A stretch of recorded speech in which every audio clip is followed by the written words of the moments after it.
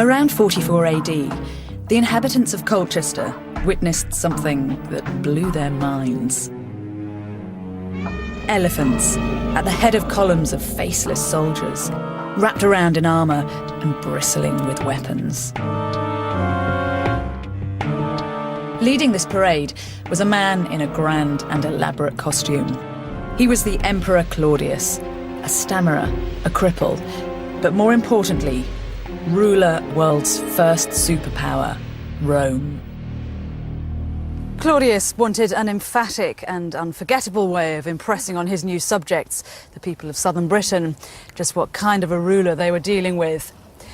This was Rome, the showman, the myth maker at work. An elephant was part exotic novelty, part weapon of mass destruction. By choosing to make his entrance on one, Claudius was driving home his message.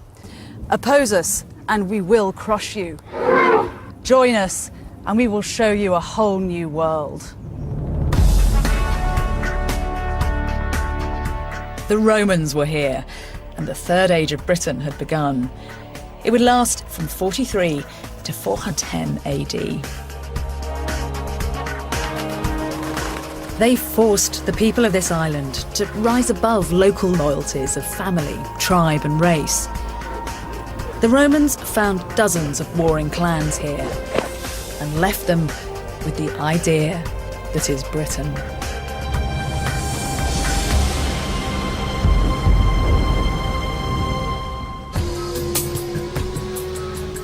Claudius wasn't the first Roman ruler to visit Britain. 100 years before him, Julius Caesar had led a tentative and unsuccessful mission here. Caesar found Britain a fertile land, an Iron Age El Dorado inhabited by expert farmers who lived in hill forts and well-established villages. But Caesar also thought Britain a bizarre place where druids practiced human sacrifice and where people seemed alien and exotic. All the Britons dye themselves with woad. They wear their hair long and shave all their bodies with the exception of their heads and upper lips. Wives are shared between groups of 10 or 12 men, especially between brothers and between fathers and sons. This description is a turning point. It's the earliest written account of Britain. Caesar's recent conquest of France had exhausted him and his army. He only stayed a few weeks on these islands. But the people of Britain now wouldn't ignore the mighty empire, whose frontier was just the other side of the Channel. In the century between Julius Caesar's raid in 54 BC and Claudius's invasion in 43 AD, the archaeological evidence suggests that clan leaders in southern Britain grew ever more impressed by Rome's power and her consumer goods. If you'd walked into a British clan leader's house at this time, you'd have been struck by an ostentatious display of all things Roman. British chieftains were trading slaves and hunting dogs in return for wine, olive oil, textiles, jewels and jewelry. Owning something like an amphora of wine or exotic beads was a visible sign that you'd reached the top of the pile. The reason much of this evidence survives is that objects of desire were used to line the burials of powerful men. The mere fact that Roman artefacts are being chosen to accompany people on that most important journey to the afterlife shows just what kind of an impression the Roman world was already making on Iron Age Britain. You've got many of the local kings allying themselves to the Romans, and they would have used this sort of friendship with Rome to vie with their neighbours a bit. So showing how Roman some of them were would have been a way of showing their power. And some of them actually chose Roman coins to model their own coins on. So they were trying to become more and more Romanised. Some clan leaders even sent their children to Rome to be educated. Emotional ties and familiarity grew alongside trade links. This presented an ideal opportunity to the new emperor, Claudius. Regarded as weak in the vicious world of Roman politics, He desperately needed to stamp his authority. Extending the empire would look impressive, and with southeastern Britain already Romanised, it was a soft target. So in 43 AD, a Roman army, 40,000 strong, landed on the south coast. But there was no battle. Instead of taking over by force, they installed a Romanised Briton as king of the local tribe. He was known by his Latin name, Togidubnus. My guess is that he was a member of the Atrebatic tribe here, and at some stage that he went off to Rome and was probably brought up as a Roman. And then when the invasion came in AD 43, he was probably brought over and put into power here. This bust could well be Togidubnus as a child. Its quality makes it fit for a king, and it was found where he lived. As a grown man, Togidubnus was immortalised by the Roman historian Tacitus. Tacitus wrote the only detailed account of Roman Britain, much of it based on talking to his father, who was governor of Britain 40 years after the invasion. Tacitus understood that Togidubnus was a puppet, and that the Romans pulled his strings. A number of the British tribes were given to Togidubnus as king. This was in accordance with the long-accepted Roman policy, and here Tacitus inserts one of his sardonic asides, "Ut haberet instrumenta servitutis et reges," of making even kings instruments for the imposition of servitude. He was a client king, he was put in power and kept in power by the Romans, he was able to rule on behalf of the Romans, and one of the classical writers actually says estates were given to Togidubnus, who remained faithful for a very long time. In return for his services, archaeologists believe the Romans built Togidubnus an enormous palace near Fishbourne in Sussex. At the time, it was the largest Roman palace north of the Alps. The people of Britain were used to villages of small roundhouses. Now in their midst was a construction whose size and shape was entirely alien. Previously, going to see one's chief meant entering a slightly bigger roundhouse than your own. Now you had to walk past 150 yards of exquisitely manicured hedges and grand colonnades.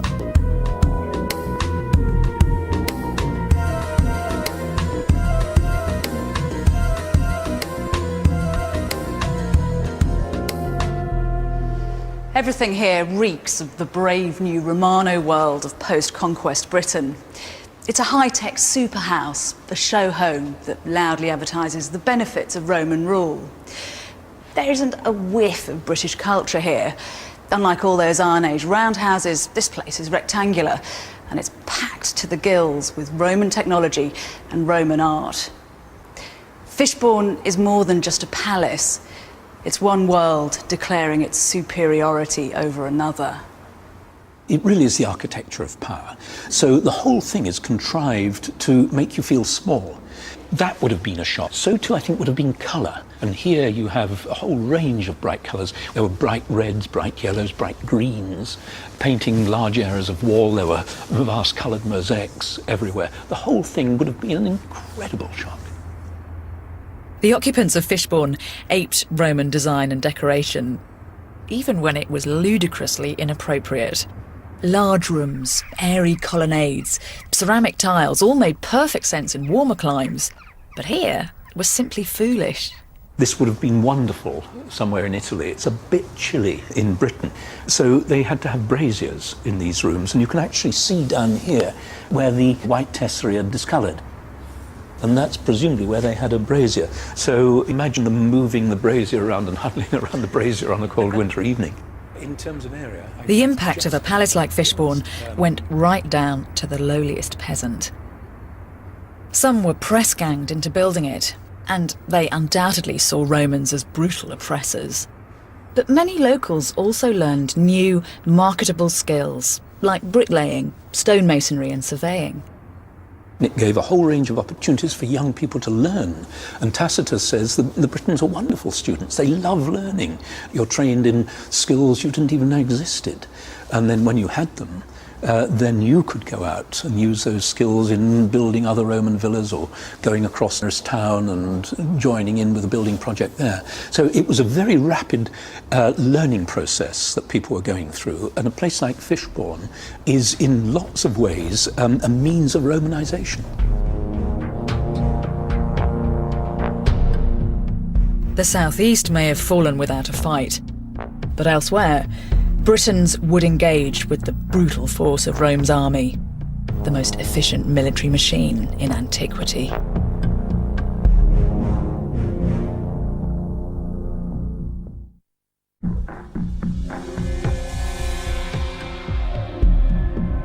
Within a year of Claudius's invasion, most of southeastern Britain was under Roman control.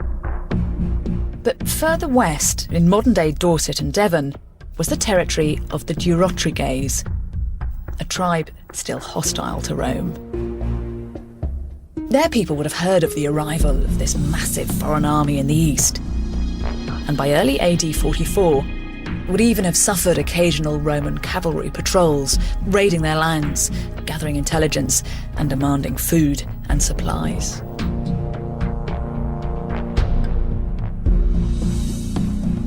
Here at Hod Hill in Dorset, this enormous hill fort was the power base of the Durotriges.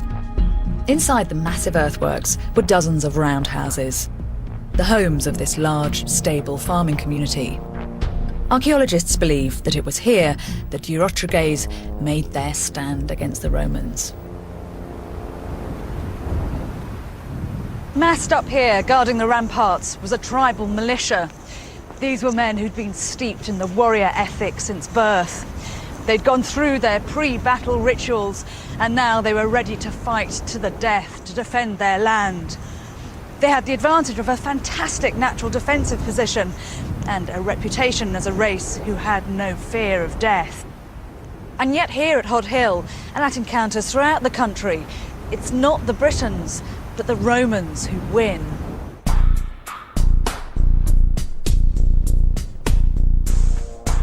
The men of the Durotriges weren't full-time soldiers. They fought out of loyalty when summoned by their clan leader. They were keen to demonstrate their fearlessness and show off their blue body paint.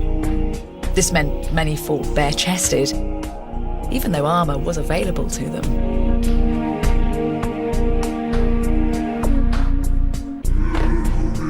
In fact, this vanity and posturing was a real hindrance to British military effectiveness. They bleached their hair with lime and made it stand on end. One writer said the spikes were so stiff that you could stick an apple on the end of each point. Unfortunately, this prevented them wearing life-saving helmets. The Roman attitude to warfare was entirely alien to the Britons, who were used to modest skirmishes. In contrast, the Romans were experts in tactics and large-scale warfare. The secret is certainly partly in discipline and in organisation and logistics, in supplying troops. The Romans treated warfare as a very complex science and almost a business. It's something that they ran on a very large scale. Taking Hod Hill would be no pushover. It was steep, and if you made it to the top, there were 40-foot ramparts and deep ditches. The Roman force would need iron discipline and the latest military technology. Well, we have some quite specific evidence as to how the Romans assaulted it. Just to the interior here, we have the foundations of the roundhouses of the inhabitants. And one in particular, just up there, had about 11 iron bolt heads from catapult bolts, which had been shot in over the rampart. Which means that the Roman gunners must have actually been on a siege tower at least as high as this tree, which would enable the gunners, with their spring guns, to see over the top of the ramparts, over the heads of the defenders, and shoot directly into chosen targets within the interior of the hill fort. Undoubtedly, it was done with psychological intent, because they had weapons which could fire a greater distance than anything that the defenders had. According to the historian Tacitus, hill forts like Hod Hill fell within days. Romans could be brutal in victory. Hod Hill's inhabitants would have been executed or enslaved, or forced to accept a future as a loyal, tax-paying member of the empire. Within 30 years of the invasion, the Romans directly controlled the country from Devon in the west to the Humber in the north. The rulers of Yorkshire and Lancashire became client kings like Togedubnus. The peasant farmers who made up most of the British population now found themselves part of a Europe-wide empire. This made a real difference to their lives.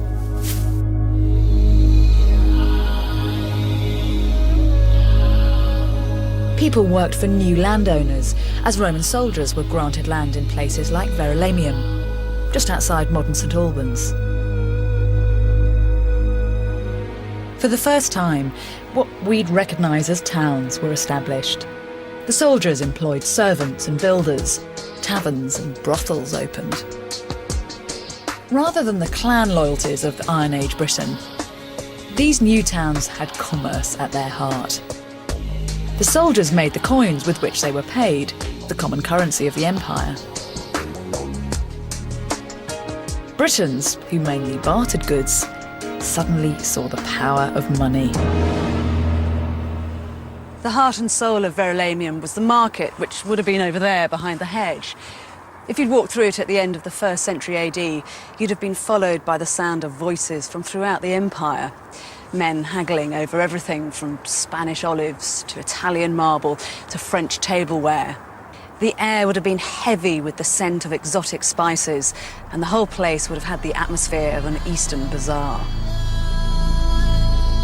Britons were introduced to new taste sensations. One of them was garum, a sauce made from fermented fish guts. This amphora was labelled Lucius Tetius Africanus, finest fish sauce from Antibes. Producing garum generated such a stench, people were banned from making it at home. A new style of pottery called Samian ware was imported in vast quantities from Europe. Archaeologists have found so much, they believe it rapidly became a must-have status symbol in Roman Britain.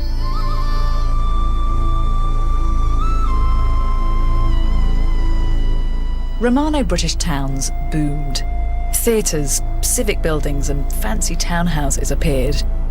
Not surprisingly, those who embraced this new culture no longer respected the surviving pre-Roman aristocracy.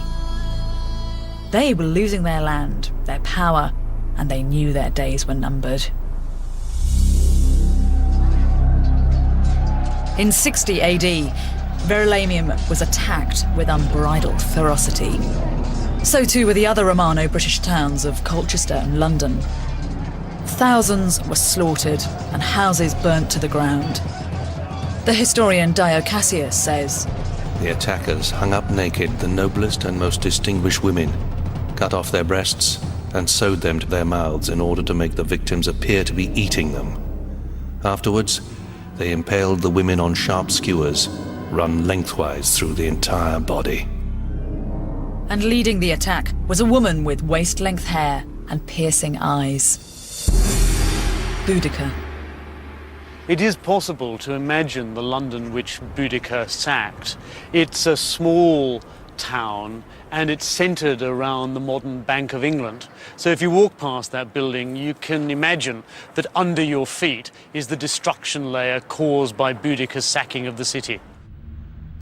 Found in that layer were these coins, warped by the intense heat created when Boudica set the city on fire. It's hardly surprising the Victorians cast Boudica as one of our first national icons. A fearless woman who embodies some kind of pure fighting British spirit. The truth is, Boudica never saw herself as a British leader. In fact, her husband, chief of the Iceni tribe, was solidly pro-Roman. When he died, he left his kingdom split between the emperor in Rome and his daughters. Perhaps he hoped to maintain some degree of Iceni control. But the procurator, the Roman financial official in Britain, moved in, perhaps with imperial support, and started taking an inventory of the whole of the palace goods of the Iceni. Boudicca objected. She was whipped, and Tacitus says her daughters were raped.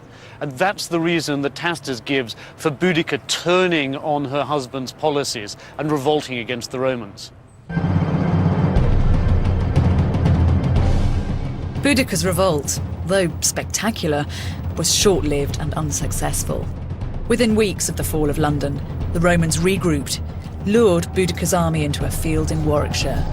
They were routed. And Tacitus says the Queen killed herself. Of course, the irony is that Boudicca has only endured as an icon of British resistance because Roman authors chose to feature her. And the double irony is that those writers probably inflated her ferocity, turning her into a quasi-mythical Amazonian creature so that the power of the conquering Romans should seem the greater. In reality, Boudicca lost because a number of Britons opposed her. Men and women who found the idea of allegiance to Rome and being a part of the Roman Empire something that was pragmatic and appealing.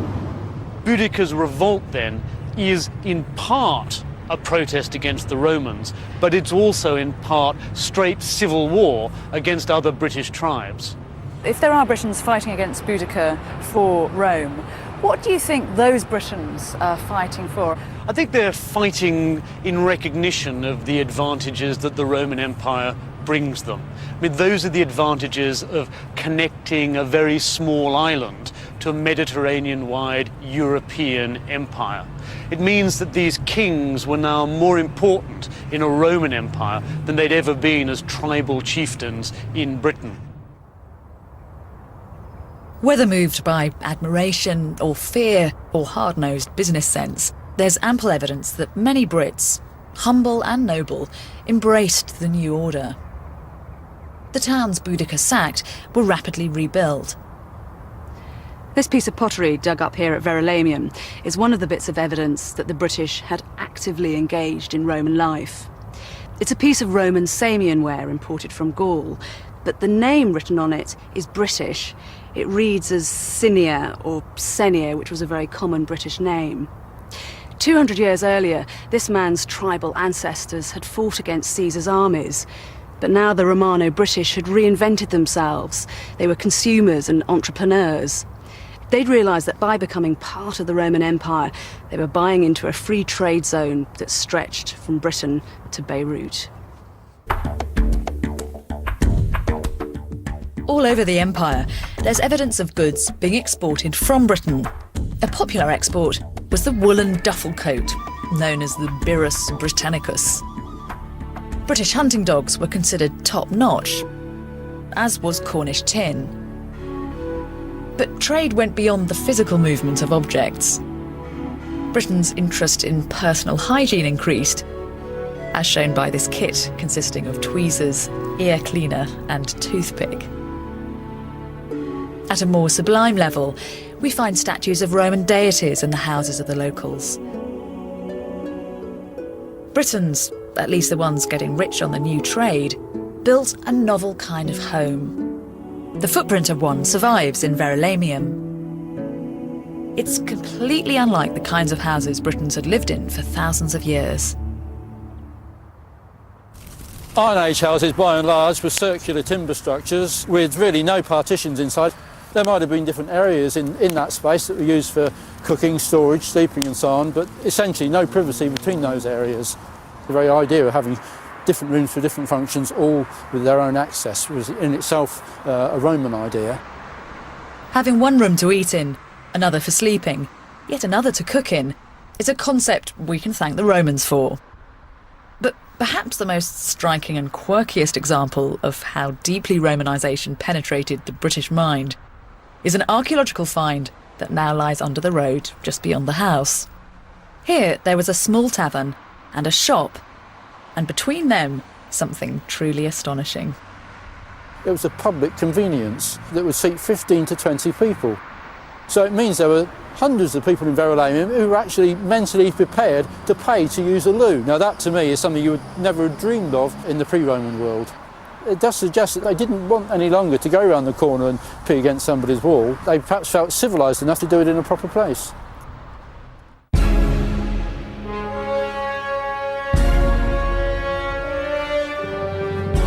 Under Rome, Britons were taught to want different things from life, including that gruesome ancient entertainment, gladiatorial combat.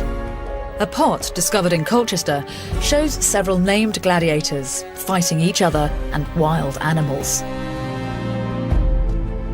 But of all the things the Romans introduced to Britain, one stands out as dominating every aspect of our lives to this very day.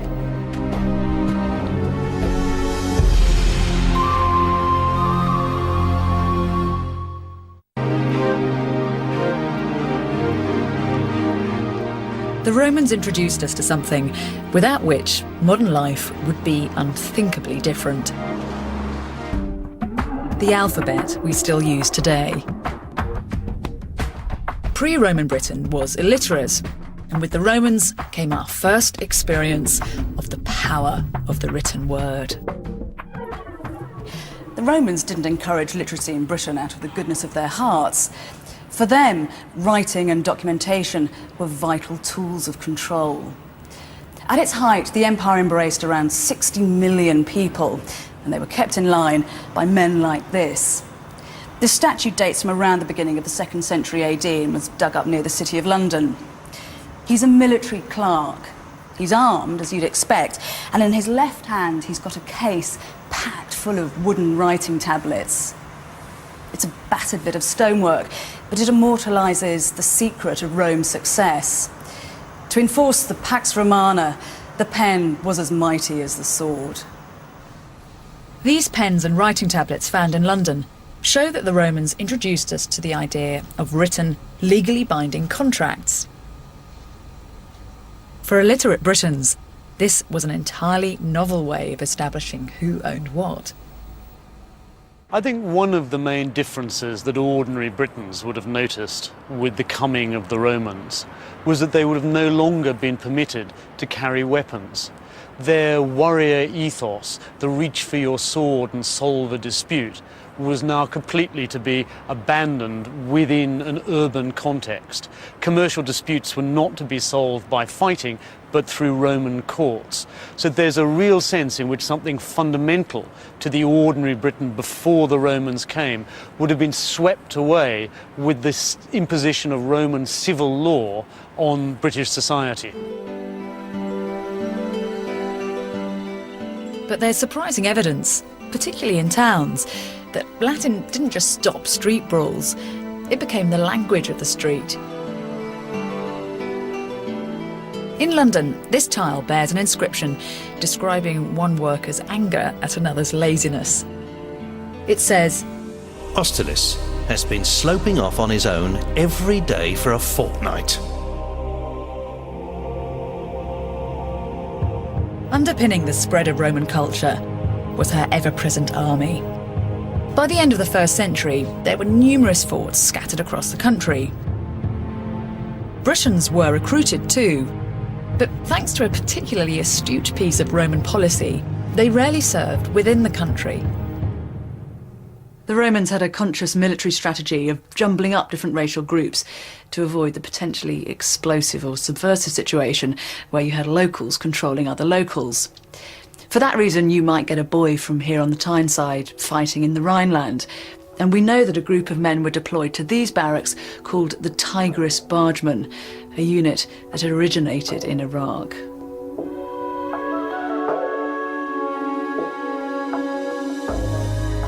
Tens, possibly hundreds of thousands of foreign soldiers and traders settled down here. Many married local girls, making a considerable difference to the British gene pool at a time when the population was just over 1 million.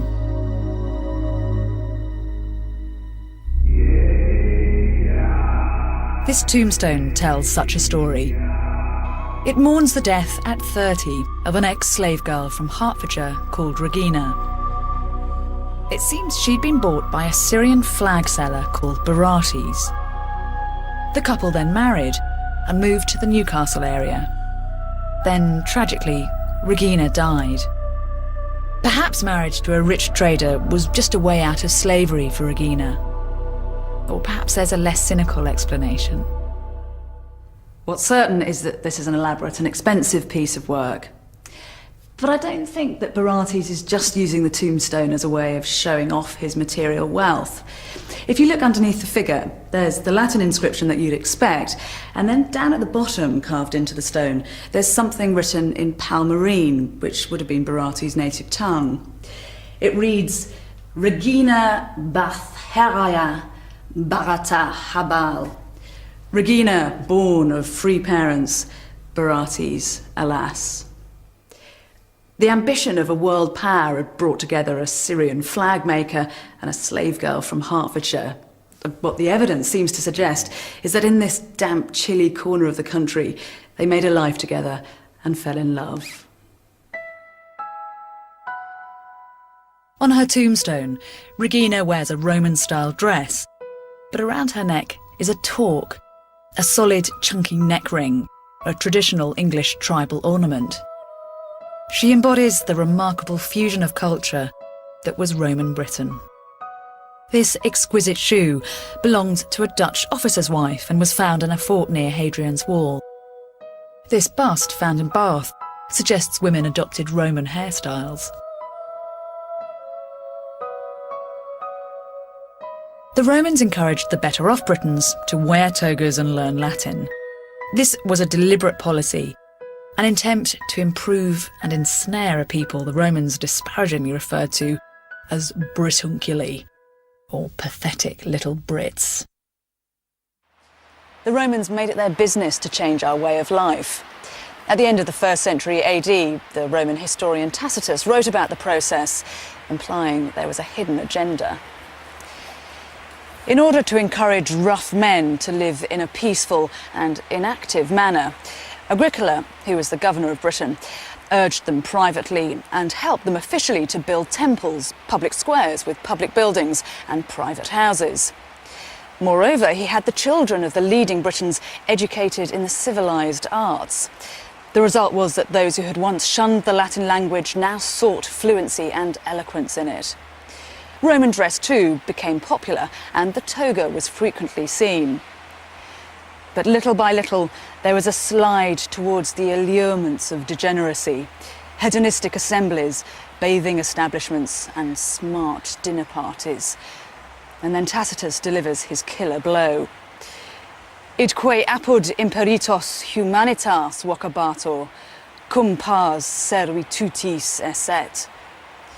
In their naivety, the Britons called this civilization, when in reality, it was all part of their servitude. The epitome of Romanisation was the bathhouse. Several were built near forts and in towns. Men and women both came to the baths, but at separate times. This one has been built exactly to scale, based on these ruins at Chester's Fort near Newcastle. This is the changing room. This is where you'd first come in, and this is where you greet your friends. You might do some physical exercises, but this is where you basically took your clothes off and prepared yourself for bathing. There would be the use of a bath flask like this one, which would be full of oil, usually olive oil, something like that. And when you were in the tepidarium, the warm room, you would pour this onto your skin, rub it in, so it would help you to sweat. And then when you went into the really hot room, the caldarium, and you were sweating, you would take a metal strip called a strigil, and you'd use this to scrape the muck and the oil off your skin. You'd then throw yourself into the cold plunge, and you'd use a coarse linen towel like this to dry yourself afterwards. That exfoliation. Absolutely, yes. The author Seneca described the hectic atmosphere of the bathhouse. There are groans as muscle men exercise with their weights. The unfit just have massages, and I hear the slap of hands beating bodies. Ball players yell out the score. Drunks have arguments. Thieves shout when they're caught. Some sing out loud. People dive in pools with great splashes, and there are the shouts of those selling drinks and snacks. There must have been a problem of infections being passed around in a place like this. Oh, I'm sure so, yes. And this is not running water. This would have to be drained out and refilled on a regular basis. And I don't think they were doing that very often. I'm sure it would have been extremely good for getting thrush, cystitis, all those sorts of things. It's rather a disgusting thought. It is a disgusting thought, and even more disgusting was some evidence we have from the writers of the time where they referred to people using hair-removing creams in a bathhouse and then throwing themselves into the cold plunge. The little green blobs are floating around in there with your bathers, which would have been a bit unpleasant, I think. The Emperor Hadrian, who visited England in AD 122, had a different agenda to his predecessors. He wanted to consolidate Rome's territories rather than expand them. He decided pushing north into Scotland was risky and pointless. An empire that covered a fifth of the globe was big enough.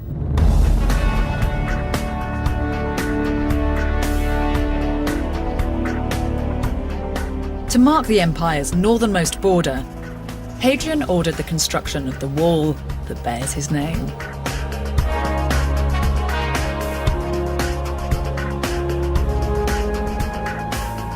Hadrian's Wall is an astonishing feat. It stretches 73 miles from the Tyne to the Solway. Only an institution with the organisational skills of the Roman Empire could have pulled it off. But those centralised bureaucracies like Rome think big. They also make absurd mistakes.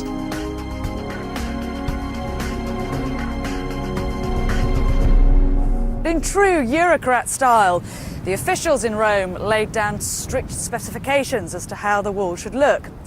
Every mile there had to be a fortified gate. But this gate's been built above a sheer cliff face. There's absolutely no chance that anybody could come in or out of it. And what makes it even more absurd is that 30 yards behind me there is the perfect natural position for an entrance.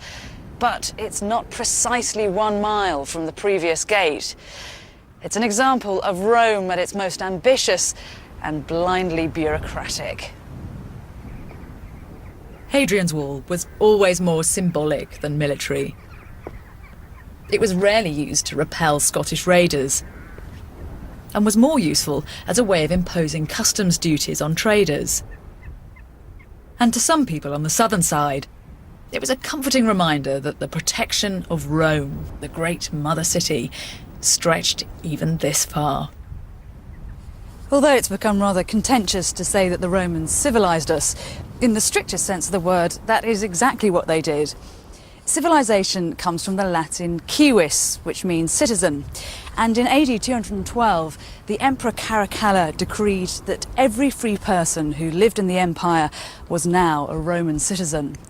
So for that reason, Hadrian's Wall did mark the edge of civilization.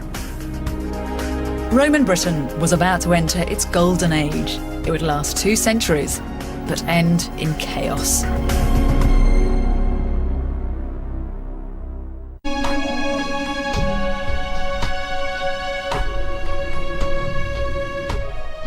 By around 300 AD, the archaeology reflects, for some in Roman Britain, a golden age of prosperity.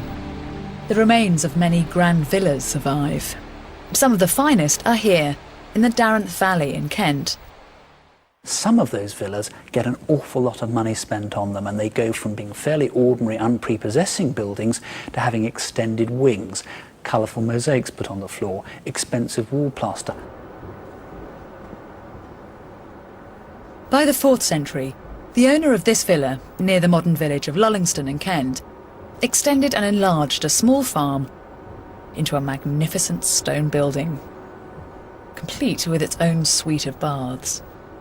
This may have belonged to a rich person, a government official, for example, somebody who was highly placed and could afford to have a country seat and a seat in town. But a villa like this was at the centre of an area of highly organised economic activity. We'd see people like cooks and tinkers and peddlers and carpenters and ironmongers and all the people who might have belonged to the sort of slave establishment that would have orientated around a villa like this. Most Britons worked as farmers, but for the first time, the workers and slaves on villa estates grew food not only to feed themselves, but also to supply large international markets. Villas like Lullingston were the headquarters of agricultural businesses supplying food to the entire Roman Empire. The historian Libanius described ships full of British corn sailing up the Rhine. All this trade made the owners of villas like Lullingston Roman Britain's nouveau riche, moneyed and pretentious. So whoever owned this place was trying to show he was a cultured, cultivated person. This is part of his credentials, his membership of classical culture, which is quite striking when you think that we're on the edge, virtual edge, of the known world. Economic activity like this created an aspirational middle class. They couldn't afford grand villas like Lullingston, but they certainly aped the lifestyle it represented.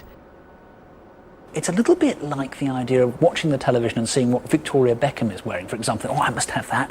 But you can't afford that version, so what you'll do is you'll buy the supermarket copycat version of it. This mosaic from a middle-class villa in Yorkshire is truly awful. The tiles are poorly laid out and the artist has no feel for the human form. The person who owned and bought that mosaic is so desperate to belong to this Hello magazine, Roman elite culture, then that's what they've done. So the people living in a place like this with their gold plate and everything else are setting the pace for the rest of the society. And you'll see that all the way through the ages. The elite always set the fashion trends that the rest of the population will try and buy into. But what makes Lullingston Villa a particularly significant British monument is what was discovered in this cellar.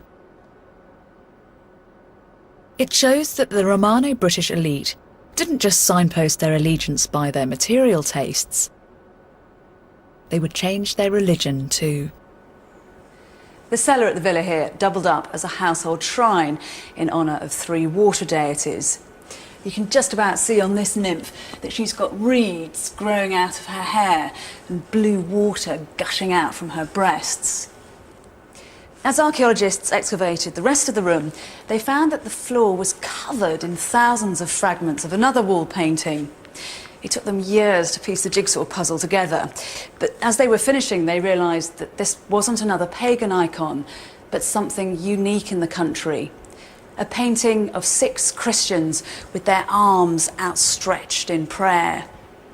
That painting is our evidence of the first known Christian chapel in Britain. There's every likelihood that it's something called a house church. The idea of going to a church, as we understand it, an ecclesiastical building, was not really very well established. Christian communities would meet in rooms, and perhaps a travelling priest would come here, and the local community would gather and worship Christ. But of course they might have shared it with pagan gods, because that whole idea we have that you have to be a Christian and nothing else, it was only gradually developing in the Roman world. In the early 4th century, the Emperor Constantine legalised and encouraged Christianity. He saw the new faith as a way of binding together all the far-flung territories of the empire. But it's unlikely it was ever more than a minority religion in Britain. It was the rich who practised it as a way of declaring their continuing allegiance to Rome. I get the sense, really, that Christianity doesn't sink roots in the Romano-British countryside, and in the 4th century it's very much like your party card in a sort of in a 1930s communist country. You have your party card, and that in a sense indicates that you're part of the government, you're part of the elite, you're somebody who's politically reliable. But the idea that Christianity would hold the empire together was misplaced. Faith, however strong, couldn't prevent the barbarian tribes from Germany and Eastern Europe attacking Rome.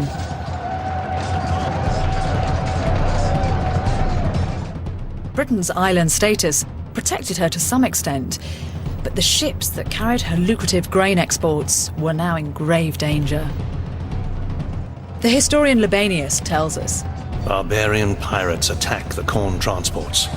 Cargo vessels have been dragged ashore, and many have rotted away. The barbarian crisis made it impossible for the emperor in Rome to continue paying the regiments based in Britain. In 410 AD, shipments of coin stopped, and without money, the economy collapsed.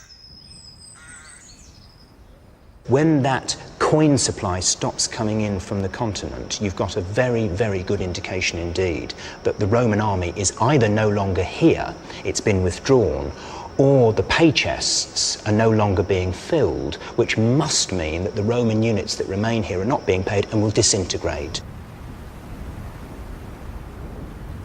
The places most severely hit by the severance of the monetary umbilical cord to Rome were the towns.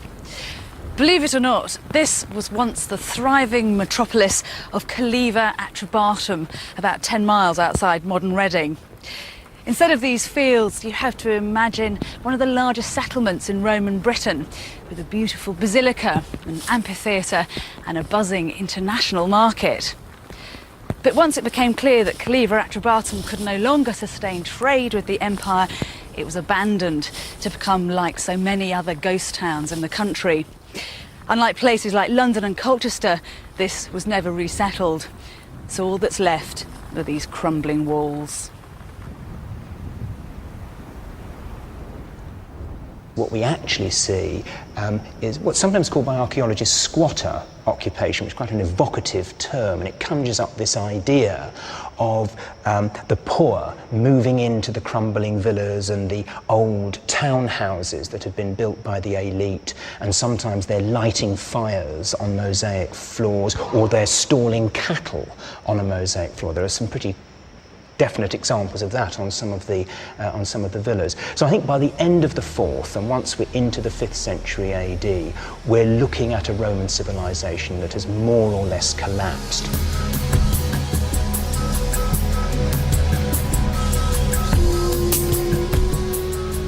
Without the army and an organised government, the cities decayed, and the tribal chiefs once again carved up the land. Some have argued that Romanisation only really affected the upper classes, but archaeology suggests an extraordinarily busy 4 centuries. Coins, pottery, tools, inscriptions, art. Roman Britain was a creative and commercial surge we don't see again for centuries. I think the ordinary people living in Britain under Roman rule would also have sensed something of the benefits of that connection between this island and a European empire. They would, for example, have been urbanised, living in cities rather than scattered rural settlements. They would have had a common currency. Many of them perhaps would have picked up the rudiments of Latin and of classical culture. But the real legacy of the Romans was to pacify and unify a set of disparate tribes. Rome established in this island a province, Britannia, and the wall they built would define the 2 nations that lay either side of it, England and Scotland. Next Saturday, the collapse of the Roman Empire, same time, 8 o'clock. The book 7 Ages of Britain, which accompanies this series, is available in the shops now, priced £20. To order yours, call 0870 1234 344 or click onto channel4.com/shop. Next up, TV's 100 greatest sexy moments.